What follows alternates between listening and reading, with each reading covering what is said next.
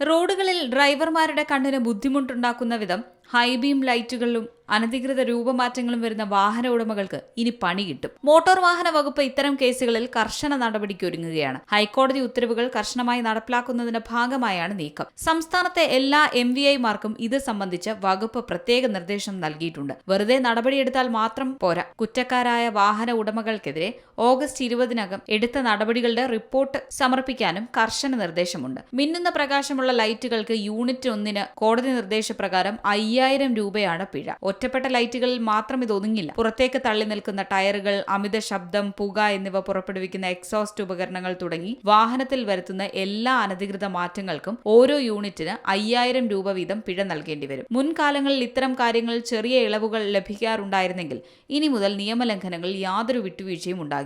ഇത് അധികൃതരുടെ കർശനമായ മുന്നറിയിപ്പാണ്. ഇത്തരം വിഷയങ്ങളിൽ കർശന ഇടപെടൽ നടത്താൻ 2023 മുതൽ കോടതി നിരന്തരം ഉത്തരവുകൾ പുറപ്പെടുവിച്ചിരുന്നു. അതേസമയം പ്രളയ ദുരിതാശ്വാസ പ്രവർത്തനത്തിനെത്തിയ വാഹനത്തിന് പിഴയിട്ടെന്ന പരാതിയെ തുടർന്ന് നടപടിയെടുത്ത 2 MVD ഉദ്യോഗസ്ഥരെ സസ്പെൻഡ് ചെയ്ത സംഭവത്തിൽ മോട്ടോർ വാഹന വകുപ്പിനുള്ളിൽ തന്നെ വലിയ അതൃപ്തിയുണ്ട്. റോഡ് സുരക്ഷ കണക്കിലെടുത്ത അനധികൃത രൂപമാറ്റങ്ങൾക്കെതിരെയുള്ള പരിശോധനകൾ വരും ദിവസങ്ങളിൽ കൂടുതൽ ശക്തമാക്കാനാണ് മോട്ടോർ വാഹന വകുപ്പിന്റെ തീരുമാനം. News desk Zee Malayalam news.